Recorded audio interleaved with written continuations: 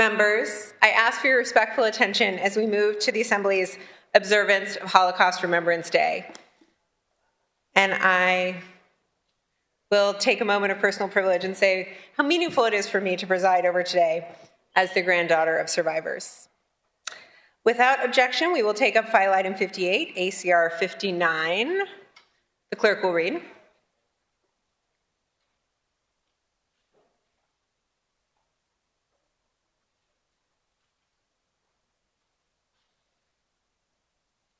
Assembly Concurrent Resolution 59 by Assemblymember Addis and others relative to the California Holocaust Memorial Day. Assemblymember Addis, you are recognized on the resolution.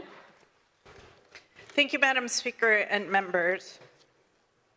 I rise today on behalf of the California Legislative Jewish Caucus to present ACR 59, our annual resolution for Holocaust Remembrance Day. Known in Hebrew as Yom HaShoah, Holocaust Remembrance Day commemorates the approximately 6 million Jews, including over 1 million Jewish children and countless others, who were brutally murdered by the Nazis and their collaborators. As one Holocaust survivor has described, if you held your breath 1 minute for every Jewish person who died, you would hold your breath for 11.5 years. Yom HaShoah also honors Jewish resistance during the Holocaust and is observed annually on the anniversary of the Warsaw Ghetto Uprising. Many in this legislature who are in the Jewish caucus grew up with those who resisted and persisted, the survivors of the Holocaust who survived every imaginable form of physical, mental, and sexual abuse. These are grandparents, teachers, community members who have numbers tattooed on their arms and who are fortunate to have survived the atrocities. Their stories have been seared into our collective memory. Their intergenerational trauma has become our own. And the stories and lived experiences that inform our sense of security and community and have inspired our sense of purpose and commitment to justice. Alarmingly, this experience is rapidly disappearing from the world. Of just 200,000 Jewish survivors of the Holocaust left in the world, a new report found just last week that 70% of them will pass away in the next 10 years. We must ensure that while we lose many loved ones, we will not lose the memory of how this tragedy came to be. Because these are the voices who shared firsthand how the atrocity of the Holocaust did not start with the construction of the first death camp or gas chamber. The Holocaust did not happen overnight. Little by little, hatred and bigotry grew, intolerance became more tolerated, until a modern society embraced the systematic erasure of the Jewish people. And so too, the resistance to fascism and hate, to the toxic evil we as humans may be vulnerable to, was not won overnight. The effort to fight back is an everlasting process and one that cannot be done without allies. To stand strong against hate takes all of us. So many in our community feel physically unsafe today, trapped by the hate we can feel emanating from too many corners of American society, from Nazis or white supremacists and extremists who believe that Jews are behind a plot to diminish the influence of white people, from extremists who paint Jews as the worst example of white oppressors, and from those who tokenize our struggles to target other vulnerable populations and fuel further bigotry, discrimination, and censorship of truth and justice. We know today of so many other communities targeted and terrified for their future.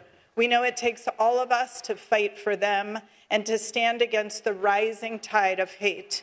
As we come together to observe Holocaust Remembrance Day, we are reminded of our collective obligation to ensure the next generation joins the fight with us, to bring the lessons of the Holocaust to all corners of our state, to speak out clearly and unequivocally against hate, and to rededicate ourselves to combating anti-Semitism, racism, and bigotry of all forms, And so in that spirit, colleagues, and on behalf of the Jewish Caucus, I respectfully request your support for ACR 59. Thank you, Assemblymember Addis. Assemblymember Lowenthal, you are recognized.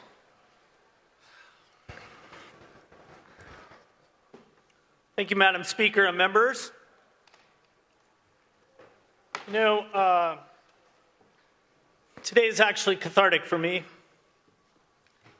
Might sound a little crazy, but it is. It's a gift, actually, to have a vehicle to express this jumble of emotions. It's a gift to be surrounded by such historic Californians, individuals and families, here to bear witness for the Holocaust for all. These families were irreparably devastated and in many ways forever tormented by the worst of humanity. They're only here for one reason, so that we may understand and act together, all of us, against the patterns and climate that lead to the perfect storm where bias becomes hate and hate becomes horror. It's a time where I get to wear my heart on my sleeve without obsessing, as politicians do, how it is or isn't received. I just dig deep and express where I'm at. I feel exhaustion from the geopolitical events and specifically war in Gaza, exhaustion from how unfortunate and unreasonable it is for Jews to have to explain our generational trauma over and over and over. Exhaustion reflecting on how our population is still less than it was prior to World War II, despite every other major religion growing fourfold during that time. Exhaustion explaining on how the Jewish homeland is fundamentally tied to our safety because there is no other government that's been able to stem the tide of anti-Semitism. In our beloved America, and even here in California, that phenomena is indeed the rule and not the exception. This year I'm confused and I'm activating. I honestly feel somewhat incredulous by the lack of collective response to the anti-Semitism all around us. And why are we allowing it to be politicized? I don't know any other way to say it. Why isn't anti-Semitism a bigger problem for non-Jews? Are you paying attention to anti-Semitism? Do you understand it? Do you know the patterns, the tropes, the blame, the conspiracies? Does it alarm you that anti-Semitic acts are up 360% in the last 18 months? Does it create any sense of apprehension or unease that we live in a society where Jews make up 2.4% of the population and receive 60% of the religious-based hate? I'm going to ask you that again. Does it create any sense of apprehension or unease that we live in a society where Jews make up 2.4% of the population and receive 60% of the religious-based hate? Are you worried about the roughly 7 in 10 Jewish adults that report experiencing anti-Semitism online or in social media, including those who say they've been personally targeted? And if you need examples, please feel free to visit public comments to my Assembly Instagram. Some of us are paying very close attention to anti-Semitism. We've been forced to for over 1,000 years. It's never stopped, never.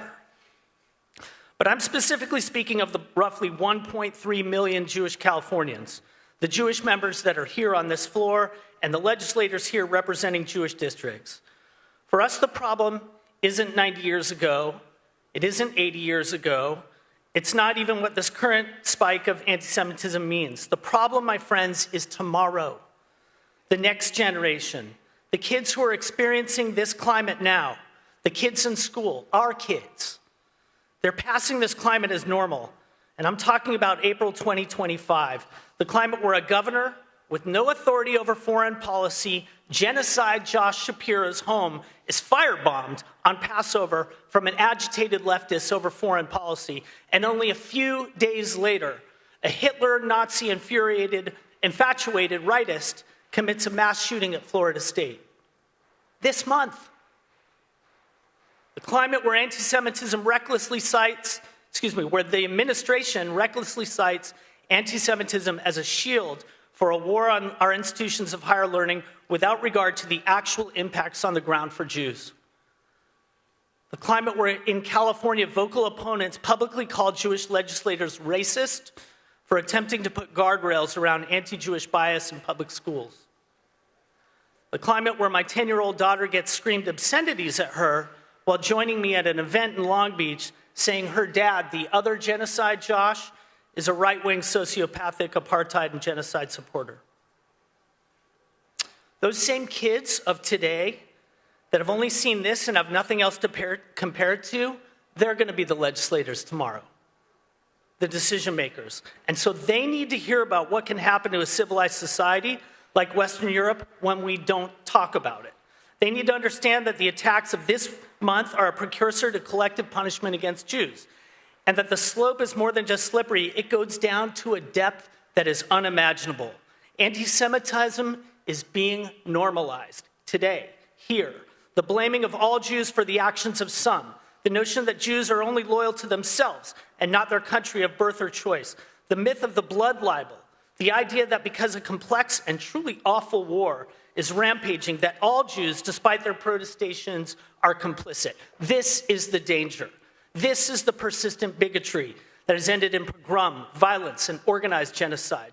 And unless we nip this nascent falsehood in the bud, we're only asking for a repeat of the past. So it is for the future and for our children, all of them, that we must stop the lie of collective guilt.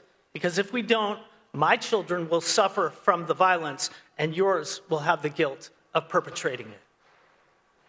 Which brings me all the way back to the atrocities of the Holocaust. I will always feel total exasperation on how something so imaginable could come to pass, the audacity of the Nazis' self-documented systematic extermination. So I want to speak of the medical experiments conducted on Jews to underscore the unimaginable level of atrocity. Let's get uncomfortable and let's talk about those things. Let's talk about the bone, the muscle, the nerve transplantations without anesthesia. Let's discuss the experiments that were done on twins, the freezing and high altitude experiments, the experiments on blood coagulation, on seawater, on homosexuality, on sterilization, and on fertility. Let's talk about the lampshades that were made from our skin. That happened at Buchenwald. And also when you went to Buchenwald, the photo album of the director, also bound in our skin, proudly displayed. Let's talk about injecting blue dye into prisoners to see if it could create blue eyes, as we were the human guinea pigs requisite to design the master race. Let's acknowledge the gold forcibly extracted from Jewish teeth, melted down to make gold bars hidden in Swiss banks. It's so awful to say, and I know that it's awful to hear. But please understand us when we say, we cannot let this go. We're reminded of this every time anti-Semitism rises, and as it is rising now, we fear there is simply not enough alarm, because the actions of Hitler and the Nazis did not take place in a void. The crimes were committed were only possible because of widespread anti-Semitism across Europe and much of the world, including here in the United States. So I'm asking you to do more. I'm asking you for real solidarity, to stand up and prioritize turning the tide, because it will take all of us or else it just won't work. That's what history shows us again and again and again. That's why we commemorate the Holocaust, to symbolize that it just didn't happen. It took a period of evolution for it to happen, and that want us to stand up against hatred clearly and early on. Members, respectfully ask for your aye vote on ACR 59. Thank you, Mr. Lowenthal. Mr. Ward, you are recognized. Thank you, Madam Speaker and members. I rise as the chair of the California Legislative LGBTQ Caucus and a member of the California Legislative Jewish Caucus in support of ACR 59, recognizing Yom HaShoah, and second, and thank the words from our colleague from Long Beach. Today, of course, we again remember the victims and the survivors of the anti-Semitic and discriminatory targeted abuses carried out by the Nazi government. Among those targeted, persecuted, and harmed alongside the Jewish community, LGBTQ people also fell victim to the atrocities of the Holocaust. Hitler and the Nazi Party targeted gay men because they believed that they were, quote, unfit to defend the nation in combat and would diminish German reproductive potential. In concentration camps, queer victims were kept in separate facilities for fear that homosexuality would spread to other prisoners as if one's identity was a disease. Other heinous government-sponsored abuses included medical experimentation, disappearances, imprisonment, sexual abuse, torture, and murder. Even after the war, the Allies, Germany and other surrounding countries, refused to recognize gay prisoners as victims of the Nazi government, a status essential to qualify for restitution. Even worse, many victims were forced to continue to serve their arbitrary prison sentences. During the Holocaust, homosexuals were forced to wear the pink triangle, or in cases of queer women, the black triangle, both being the equivalent of the yellow Jewish star. Since then, we have reclaimed the pink triangle as a symbol of perseverance, which I, alongside members of our caucus, are wearing proudly on the floor today. Members, we must remember that the Holocaust did not begin with the concentration camps, the mass executions, or the death marches, as referenced by our colleague from Morro Bay. As all atrocities do, the Holocaust began with choices, policy changes, and government-sponsored actions that, while seemingly small and disconnected from one another at first, systemically built upon each other over time. The Holocaust first began with rhetoric spewing from a specific political faction, rhetoric that demonized a minority group of people, otherizing them, making them seem subhuman and undeserving of the same rights as the rest of society. Now, this rhetoric seeped into the public consciousness, often under the guise of nationalism, security, or preserving traditional values. Deutschland über alles. The next steps were not the violence, but the politics that led to it, such as limiting the rights of Jews, stripping them of citizenship, forcing them into ghettos, removing them from their homes, families, and livelihoods. Seemingly incremental in the beginning, each step making the next one more conceivable, more acceptable to the public, to the point where the unimaginable and reprehensible became a reality. Now more than ever, it's imperative that we spread awareness of the stories of all those who were persecuted in the Holocaust, especially those whose names, faces, and stories we will never know. As we acknowledge the Holocaust as a time of history, we must also recognize that hate and targeting of specific communities, of course, is still sadly too alive and present today. And thus we reaffirm our commitment to combating anti-Semitism, anti-Islamophobia, homophobia, transphobia, racism, and hate in all its forms. Above all, we must continue to stand in solidarity with all communities to fight against anyone who claims their identity as supreme. And we stand for a free, equitable, and safe society for all Californians. Members, I ask that we all support ACR 59 today. Thank you, Madam Speaker. Thank you, Assemblymember Ward. Assemblymember Patel, you are recognized. Thank you, Mr. Speaker and colleagues. Today I rise on behalf of the Asian Pacific Islander Caucus in solemn recognition of Yom HaShoah, Holocaust Remembrance Day. Today we remember the 6 million Jews and millions of others murdered by the Nazi regime. We honor the lost, bear witness to the survivors, and remind ourselves silence is complicity. Forgetting invites repetition. Yom HaShoah also marks the Warsaw Ghetto Uprising, a reminder that even in humanity's darkest hours, there was courage, resistance, and hope. Today also in our chamber, we honor Mr. Shamez and his family who are with us in this chamber. Their strength humbles us, and their presence reminds us that memory is not passive. It is a call to action. Racism, anti-Semitism, and fascism do not disappear on their own.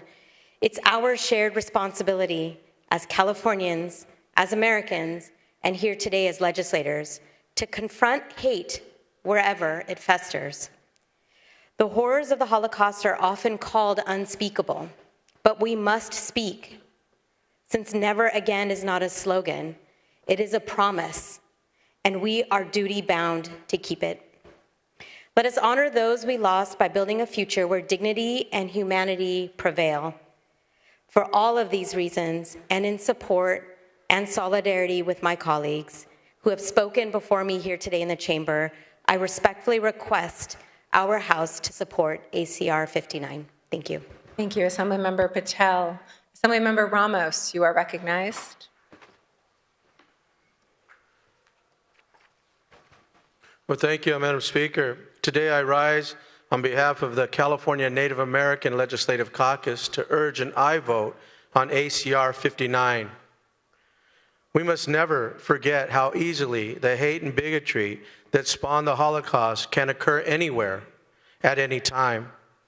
Throughout our human history, we have seen genocide infect different parts of the globe in different eras and poison different groups. We must teach respect and understanding to our children so that we eliminate these unbearable chapters in our human history. But we must also teach the power of the resiliency of individuals and the human soul that continues to survive.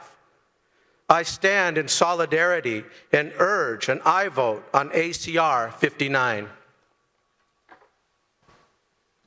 Thank you, Assemblymember Ramos. Assemblymember Rubio, you are recognized.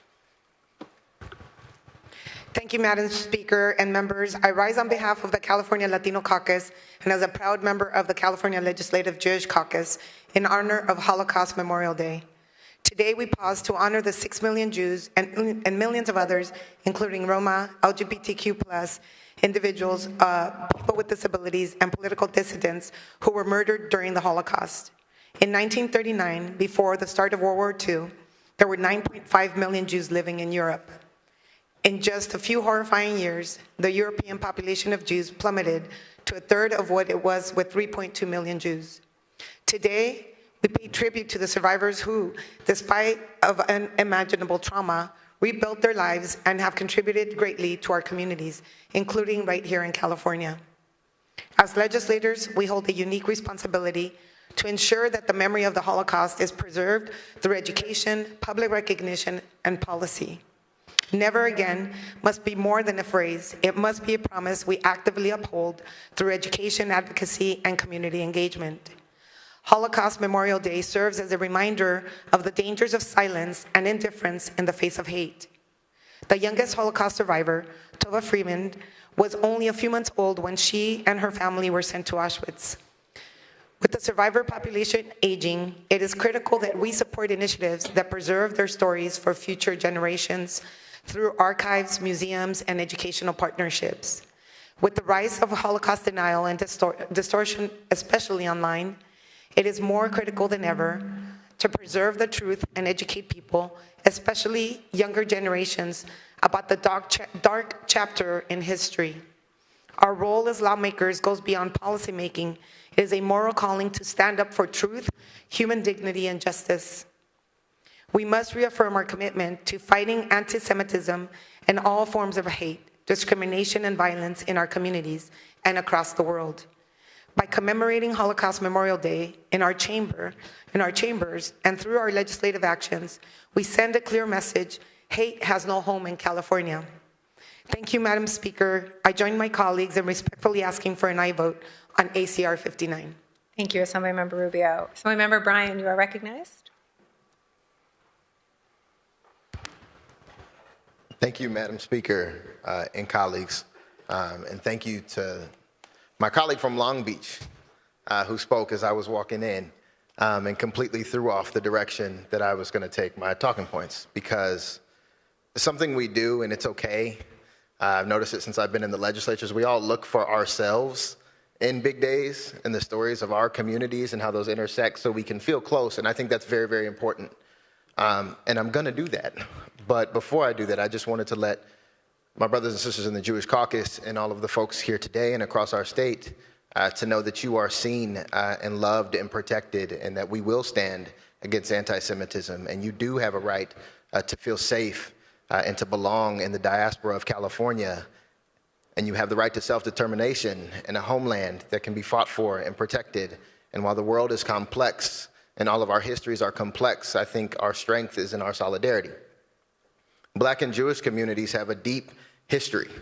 A lot of folks think it's a contemporary thing and it's an American thing. It's not.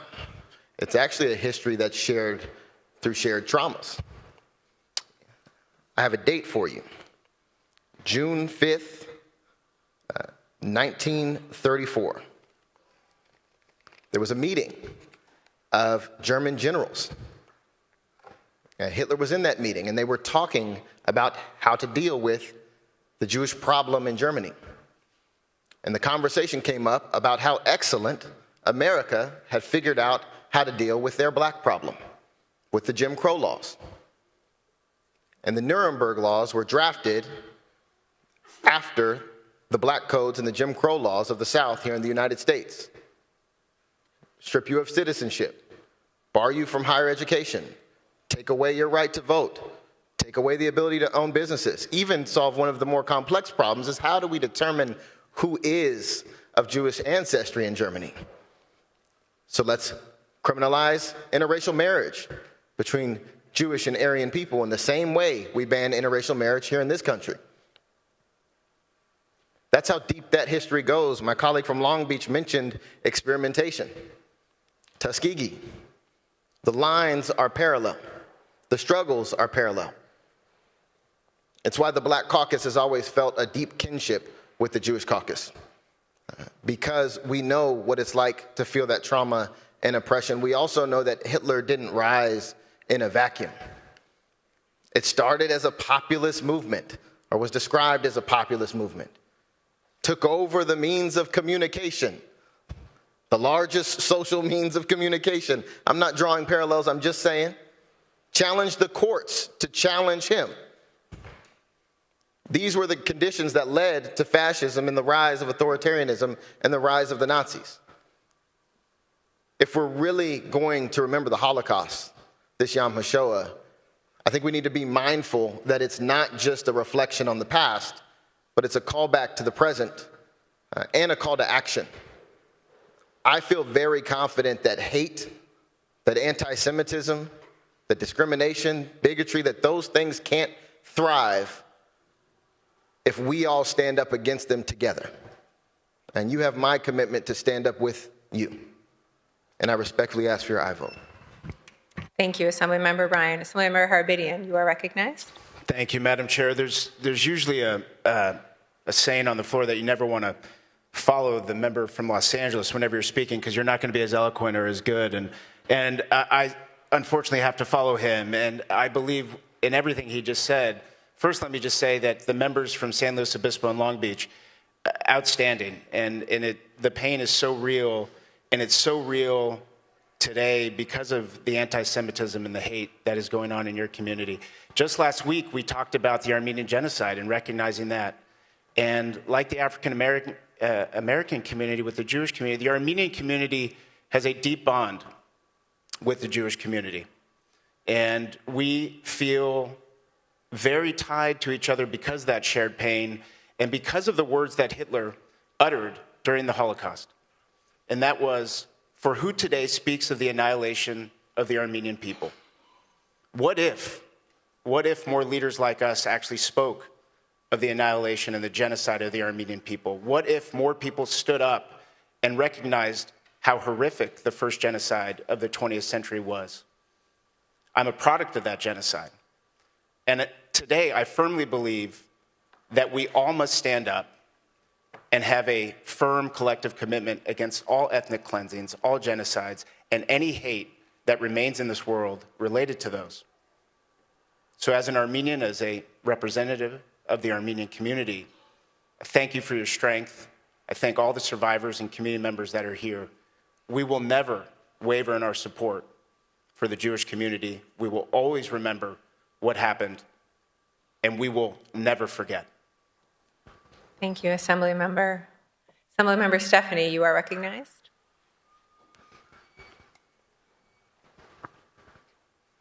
Thank you, Madam Speaker. I rise on behalf of someone who just cannot remain silent in this moment. I had the good fortune of traveling to Israel in March of 2019 with the JCRC, and on one day we visited Jerusalem. We went to Yad Vashem, the Holocaust Museum there. And I've studied the Holocaust, but I saw images in that moment that have seared into my brain, ones that I will never forget. I became physically ill while touring Yad Vashem. One picture in particular, with a father holding a child about to be shot in the back of the head into the death pits where many people were discarded. And I thought to myself, what would I do if I were holding my child? If I was being discriminated against because I was Italian or Catholic, what would I do if I had no way to save my child? At Yad Vashem, we also learned about how other museums were curated from different experiences. 2 months later, when I got home, I went to the U.S. Holocaust Museum in Washington, D.C. I saw the images of the St. Louis, the ship that left Germany in 1939 looking for refuge with 907 Jewish passengers on there, rejected in Cuba, rejected in the United States, forced to go back to Europe. Many of those perished in the Holocaust. Fast forward to February 2020, I was there with my 10-year-old daughter, and we went back to the Holocaust Museum, and we went to Daniel's story. And Daniel's story at the Holocaust Museum is the age-appropriate way to start telling your children about the Holocaust. It's told from the perspective of a little boy growing up in Nazi Germany. I watched my daughter as she went through the museum, and at the end, they had a chance to write a letter. And I actually looked at the picture today, and what my daughter said at age 10 was, "This was crazy to hear about. It must have been so hard for Daniel and everyone else. I will always remember, and I won't let it happen again. Love, Gigi." Fast forward 3 years later, December 2023, we were in DC again. I asked my daughter, we had one morning to go to the many different museums. And I said, "Where do you want to go?" She says, "Mom, I want to go back to the Holocaust Museum." We went back, we went to the 4th floor, and we went down, as you do. And I watched her, and she was pensive, and she had a look that I had never seen, and I let her take it all in. And when we got to the bottom, we went to the Hall of Remembrance. And at the Hall of Remembrance, where the flame is, it says, "Only guard yourself and guard your soul carefully, lest you forget the things your eyes saw, and lest these things depart your heart all the days of your life. And you shall make them known to your children and to your children's children." And I looked at my daughter in that moment, and she had tears down her eyes, 14 years old. And I said, "What are you thinking?" And she said, "Mom, where were all the good people? Where were they? How did this happen? I don't understand a world where that could happen."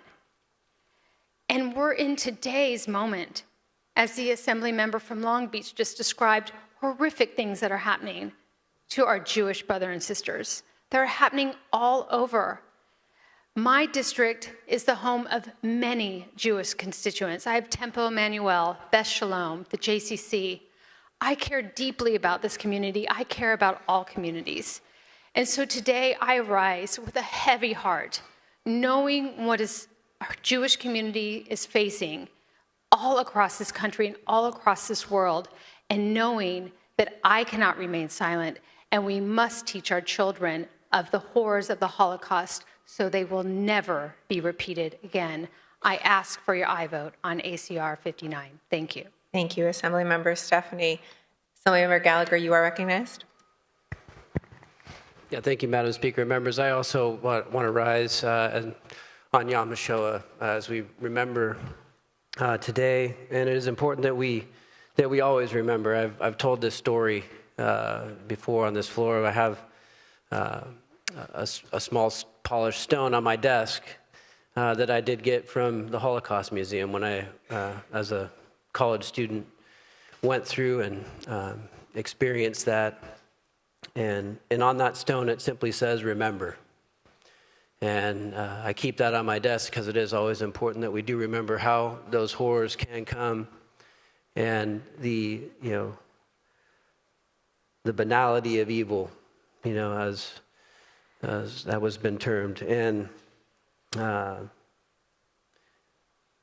I think of the story in the scriptures of Esther, who, unfortunately, this isn't the first time that the Jewish people have been under attack. And at that time, the admonition to Esther that maybe for such a time as this, you have been put in this place to speak out against evil. And I think that's something that we all in this room have the opportunity to do, right? In the roles that we play and the positions that we've been put in is to stand up and speak out against wrong, to speak out against injustice. And that work, we know that continues because there's been countless other times where people have had to speak up, where they have had to stand when it was hard.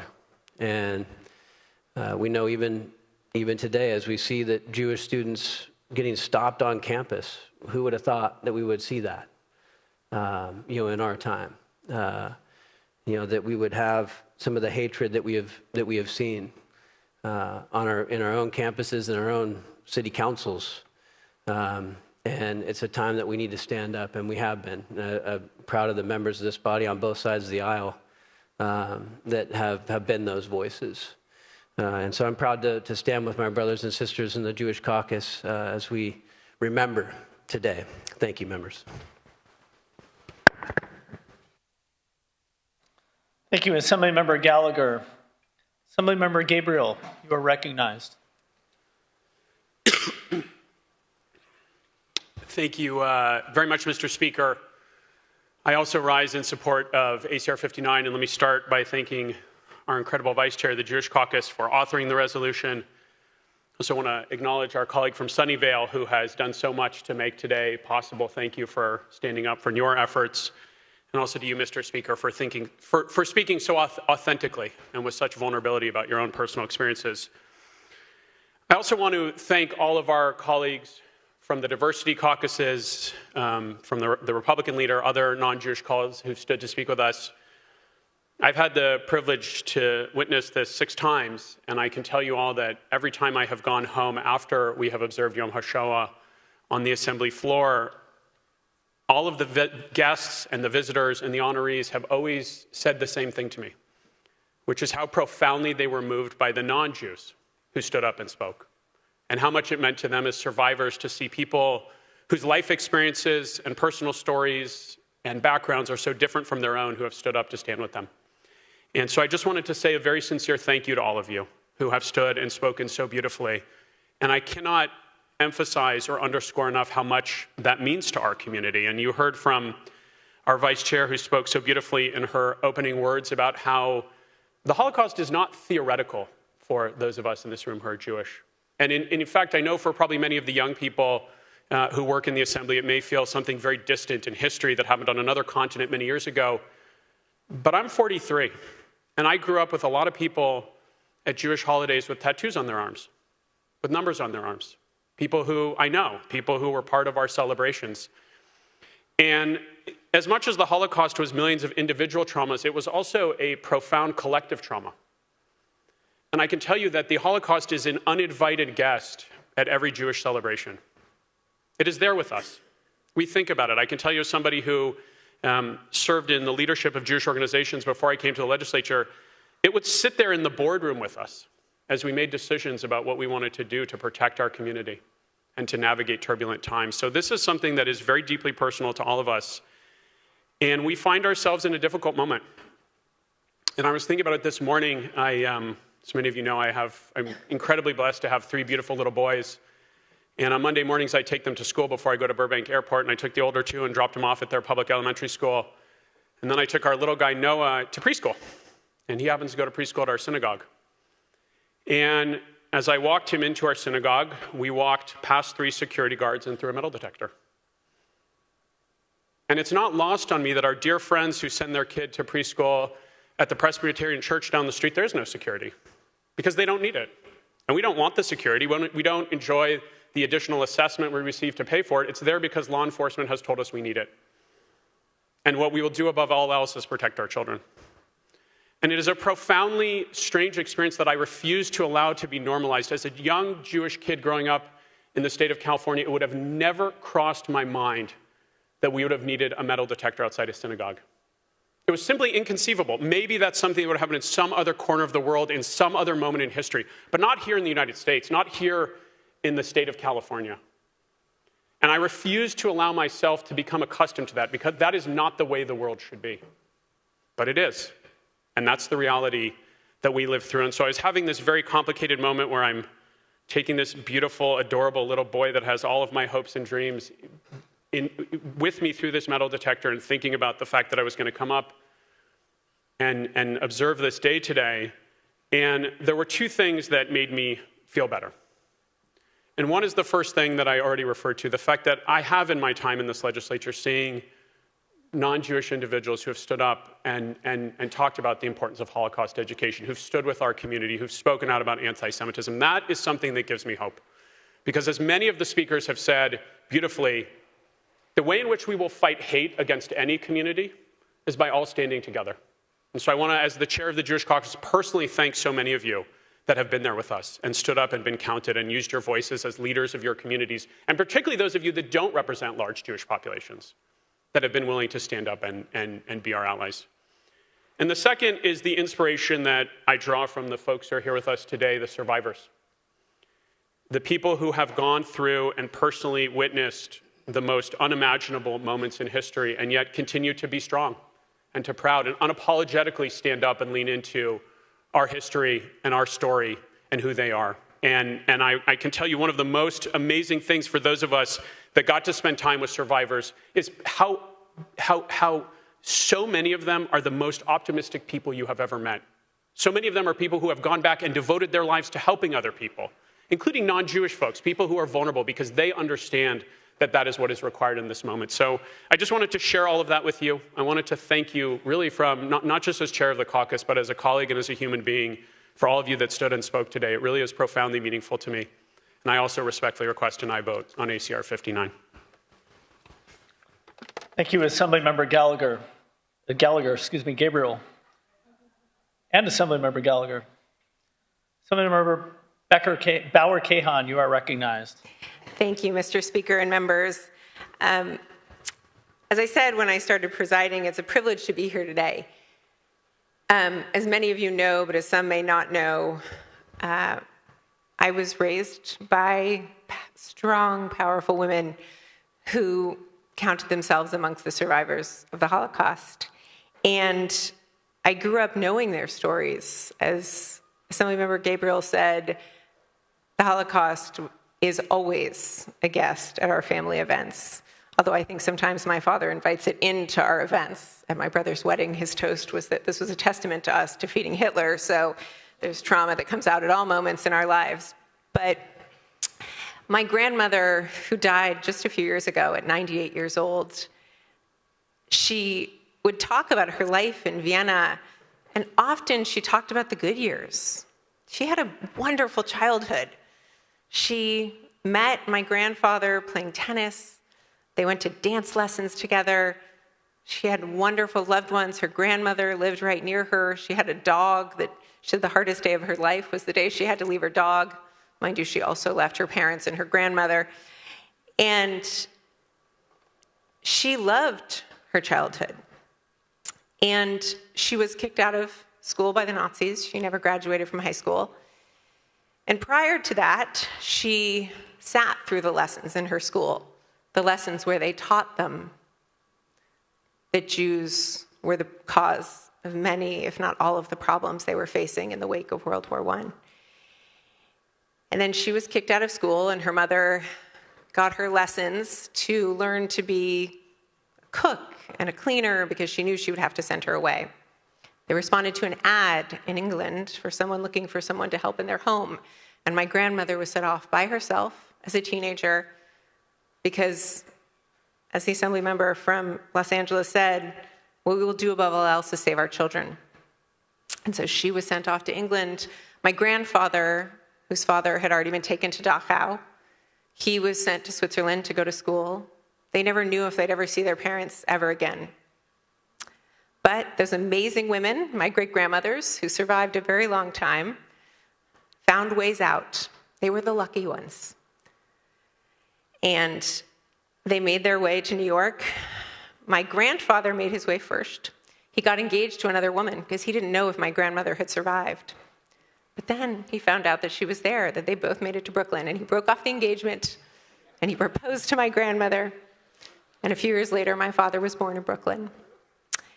And it's a story of survival. And it was a story that I don't think I knew when I was growing up was miraculous.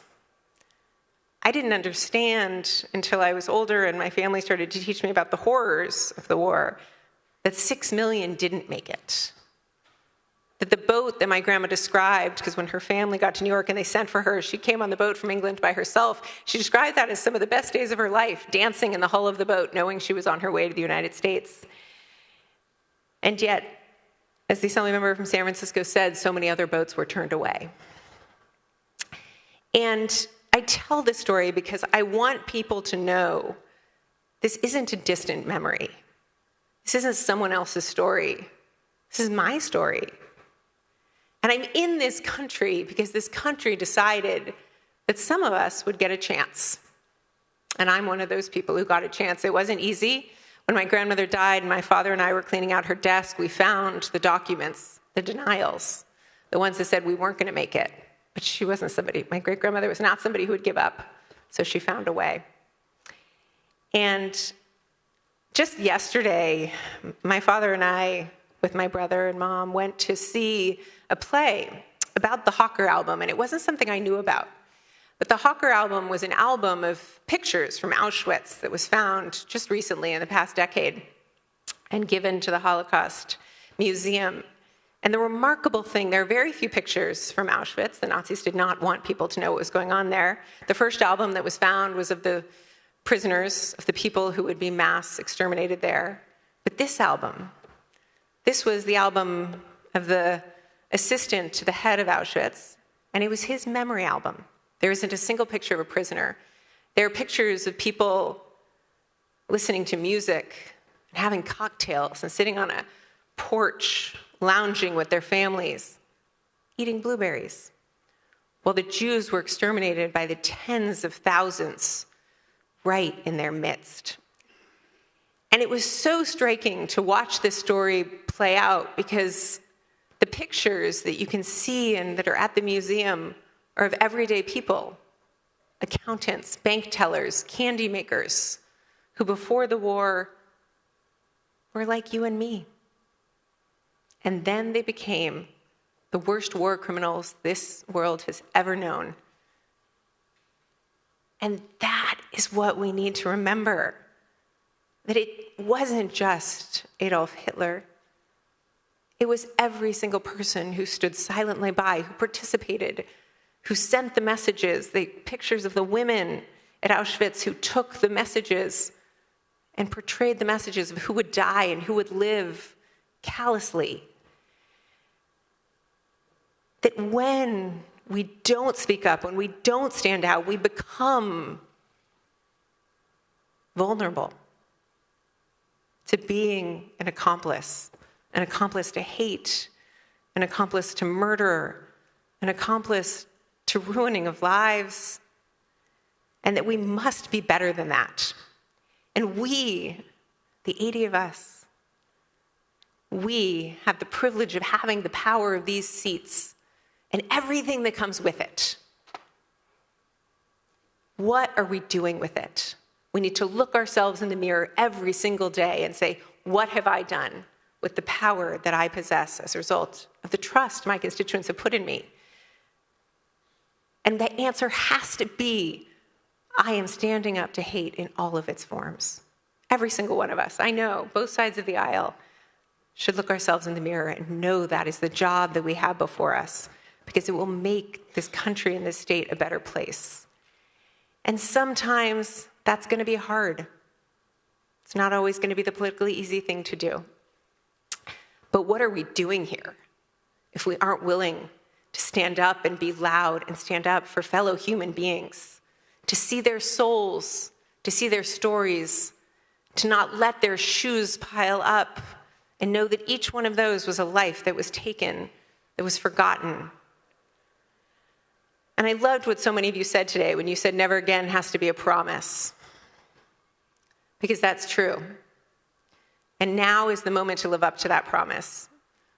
Our colleague from Long Beach did such an amazing job of articulating the hate that our community is experiencing right now, and we're not the only community, and we know that.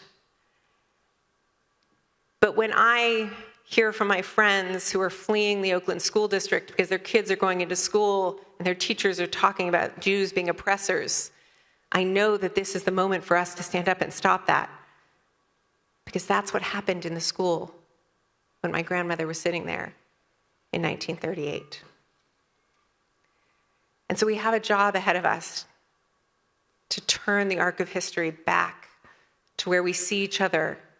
It doesn't matter who you love. It doesn't matter what you look like. It doesn't matter what you believe. You're a human. You're a soul. You matter. You're valuable. And we will all need to stand up for one another and see that and believe that and protect that day in and day out for us to get to a better place, to come back together, to be less divided, and to ensure that every community is safe. Because I will tell you that the trauma that was mentioned is real. When I had to watch someone Heil Hitler at the presidential inauguration, you can only imagine how triggering that was for me. And so I believe that you will be my allies in ensuring that my children are safe and that every child in the state of California is safe as we move forward. And with that, I respectfully ask for your aye vote on ACR 59. Thank you, Assemblymember Bauer-Cahan. Seeing and hearing no further debate, Assemblymember Addis, would you like to close? Thank you, Mr. Speaker, and I want to thank all my colleagues for speaking today. Today is a hard day. It's not a day that I look forward to. I don't think it's a day that anyone who has a legacy of family members or friends or community members who either lived and survived or died in the Holocaust looks forward to. But it's also a day of beauty, and as I look around at each of you, I think about the beauty that we hold in this room and the power that each of you has, and the words spoken by our colleagues as well as members of our caucus, and the efforts that have been put in over the last 3 years that I have been here, really to make sure that we are all rowing in the same direction when it comes to hate. And when it comes to making sure that we're standing up for each and every one of our communities, because as we have a day like this, we remember all of the genocides that happen and how important it is that we are allies to one another. And so I want to deeply, deeply thank each and every one of you. I especially want to thank our colleague from the Bay Area who put a lot of effort into the ceremony today and to everything that you have, and let you know that you have a brochure on your desk with the biographies of the honorees that are here. These are survivors, these are children, and these are grandchildren from the Holocaust. Some of them survived the Holocaust, some of them had parents who survived the Holocaust, some of them had grandparents who lived through the Holocaust. And they're here to be honored today because it's the very least that we can do is to lift up their story. I also want to say that as a teacher, we know that the only way through is through. And how we get through is to remember and to educate ourselves about everything that has happened. And so you also have a book that recounts the true story. And I'm going to ask you to look around and notice the 80 assembly members on this floor. This is a book of the true story of 8 times that number of children who were put on trains, who traveled as part of the Czech Kinder transport from Prague to Britain on the eve of World War II. It was families who were trying to save their children from being murdered during World War II as Hitler's campaign of hatred towards the Jews and political dissidents took hold. And I urge you to read this book and tell these stories, because what we know now is close to 70% of young people believe that the Holocaust didn't happen. They don't know that it happened. It's an incredibly huge number, and so we have to tell these stories. And so as we remember the Holocaust and the importance of teaching the next generation, we hope that you will appreciate the book about courage, about heart, and about the necessity for caring for others. And with that, I respectfully ask for your aye vote for ACR 59. Thank you, Assemblymember Addis. Would you like the first roll to be open for co-authors? Okay, members, all debate having ceased, the clerk will open the roll for co-authors. All those vote who desire to vote. Members, this is for co-authors. All those vote who desire to vote. All those vote who desire to vote. Clerk will close the roll. There are 76 co-authors added. Without objection, we'll now take a voice vote on the measure. All those in favor say aye. All those opposed, no. The ayes have it. The resolution is adopted. Members, to commemorate Holocaust Remembrance Day, the members of the Legislative Jewish Caucus have invited survivors and descendants of survivors to join us today. We honor these individuals for the work to teach the lessons of the Holocaust, uplift underserved communities, and work towards social justice. I am appointing an escort committee to bring our honorees to the floor for our ceremony. Members should retire to the rear of the chamber as I call your name. Assembly members Gabriel, Lowenthal, Pellerin, Ward, Berman, Zbor, Addis, Ahrens, Bauer-Kahan, Haney, Irwin, and Krell. I also ask that Speaker Rivas and Republican Leader Gallagher move to the front center aisle to receive our honorees.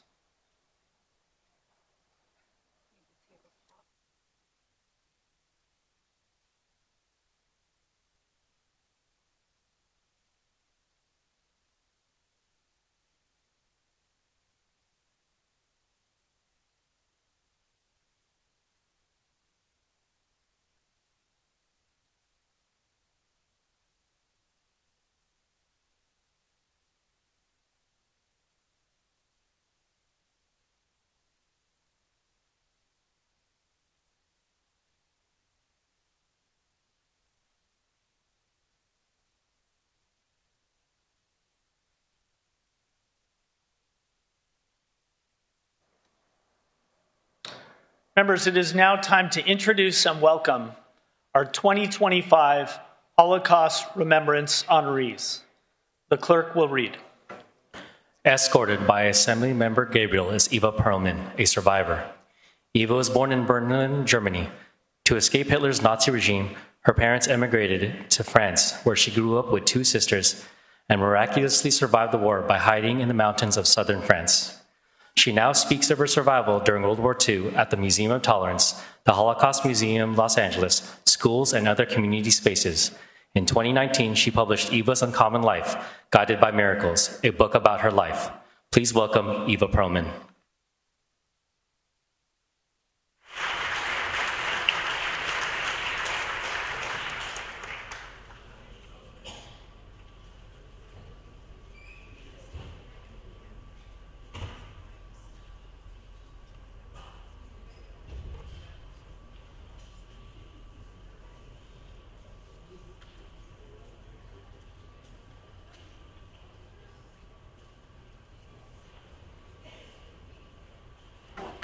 Escorted by Assembly Member Ahrens is Ilana Shai, a daughter of survivors.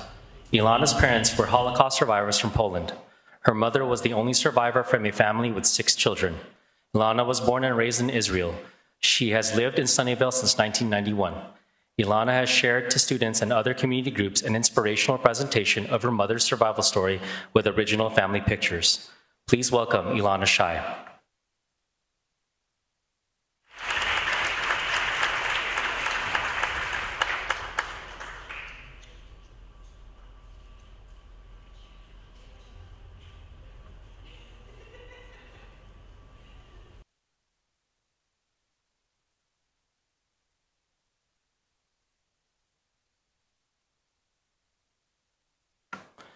Escorted by Assembly Member Addis is Rachel Tolkoff on behalf of her mother, Allegra Zacharia Corman, a survivor. Allegra was born to a family of Ladino-speaking Sephardic Jews, where the Italian army occupied their town. At 16, Allegra refused to leave her mother and younger siblings when they arrived at Auschwitz, but her mother urged her to go with a group of other young girls. Ultimately liberated by the Russian army, she later forged a career in the fashion industry, becoming a sought-after professor at the Fashion Institute of Technology in New York. Please welcome Rachel Tolkoff.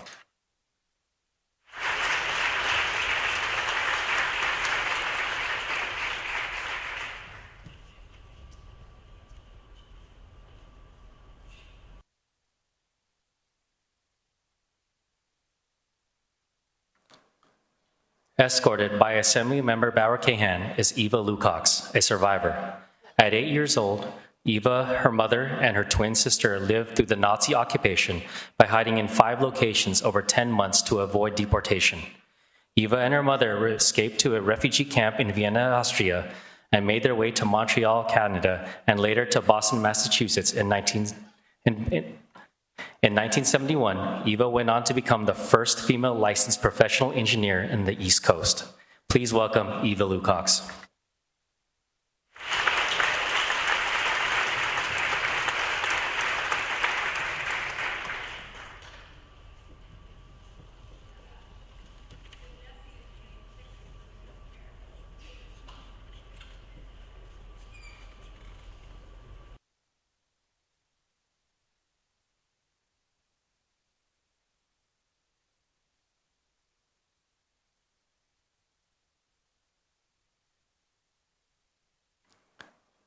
Escorted by Assemblymember Berman is Willow Hertz, a granddaughter of survivors. Willow's grandparents both escaped Nazi Germany as children. Her grandfather, Erwin, fled to La Paz, Bolivia with his family, while her grandmother, Ilsa, was sent to England on the Kinder transport. After a 4-week boat ride to Buenos Aires, her grandparents met and moved to the United States, where they grew their family. At Stanford University, Willow is a fourth-year American Studies major with a concentration in post-Holocaust Jewish American culture and will be receiving a certificate in Jewish Studies. Please welcome Willow Hertz.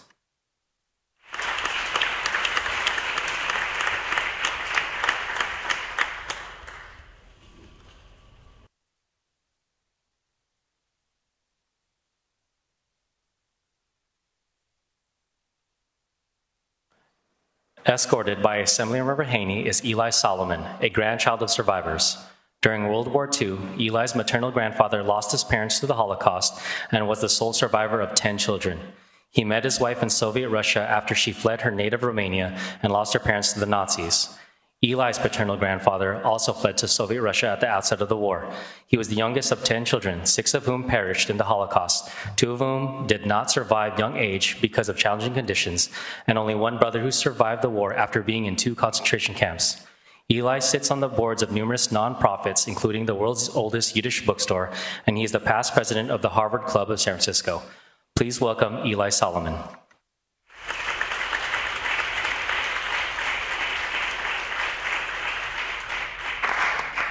Escorted by Assemblymember Irwin is Israel Bronstein, a son of survivors. Both of Israel's parents were born and raised in Poland. His father, Harry, was part of the resistance who fought fearlessly against the Nazis. Israel's mother was sent to multiple work camps and rarely spoke of the horrors she witnessed there.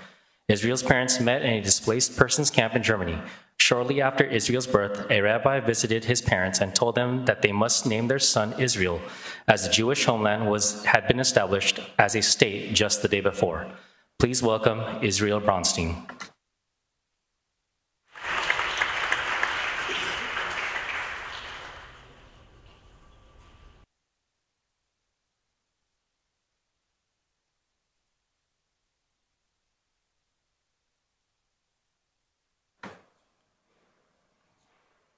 Escorted by Assemblymember Krell is Sonia Edwards, a daughter of a survivor. Sonia has taken the mantle of shepherding the story of her mother, Andra, and her survival through the Holocaust. Being one of the youngest survivors of the Auschwitz camp, her mother wanted to tell her story and make sure that the realities of humanity's worst atrocity never happen again. Through her tireless efforts, thousands of school-aged children heard a Holocaust story firsthand. Sonia helped ensure her mother's story was turned into a feature documentary titled Always Remember Your Name. Please welcome Sonia Edwards.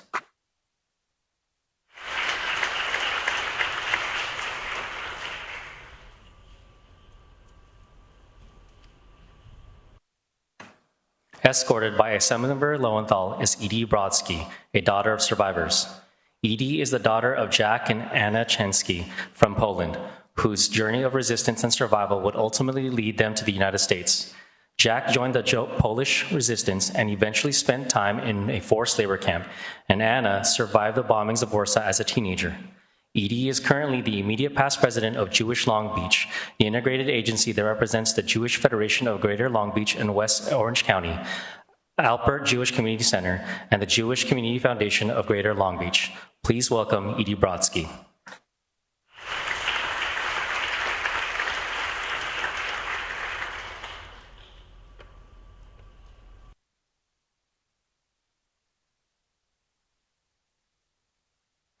Escorted by Assemblymember Ward is Gerald Shamas, a survivor. Gerald lived in Trockenbrod, Poland, a small Jewish town. His memories of the Nazi occupation are all too vivid. He remembers the horrors of being herded into the ghetto by armed soldiers with lunging dogs, his elderly neighbor who was holding his hand during this, and even hiding in an oven with his mother and brother when the ghetto was most dangerous. His family spent 2.5 years hiding underground in the forest, in pits that they dug to conceal themselves. Of the 10 family members who survived the brutality, 5 of them were children under 8 years of age. Of the original 10 survivors, the family now numbers more than 130. Please welcome Gerald Shamas.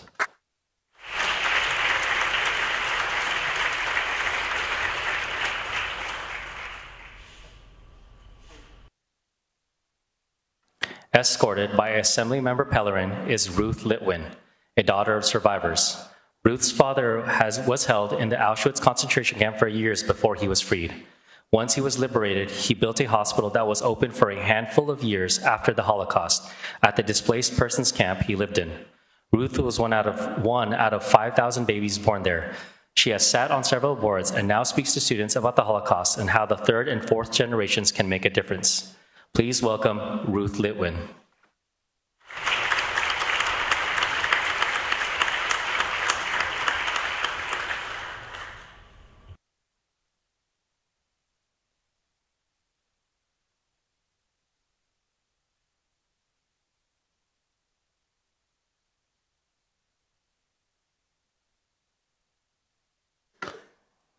Escorted by Assemblymember Zuber is Lester Friedman, a son of survivors.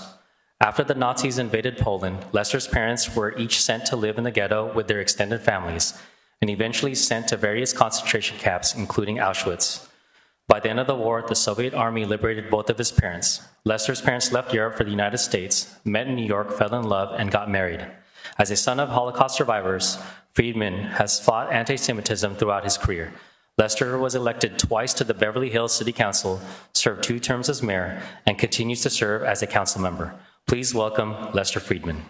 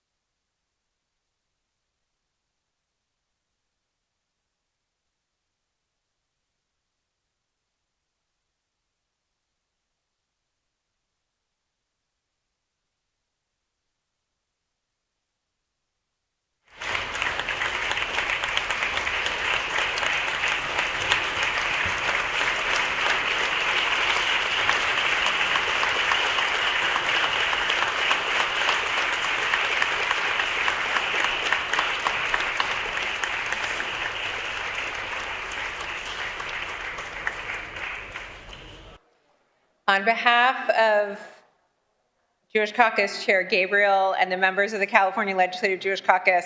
I want to thank all the members for helping us observe Holocaust Remembrance Day. I want to thank all the survivors and their descendants for being here with us. It makes it incredibly meaningful to have you here and to be able to honor you. And to all of your families who are up here in the gallery, thank you all for joining us.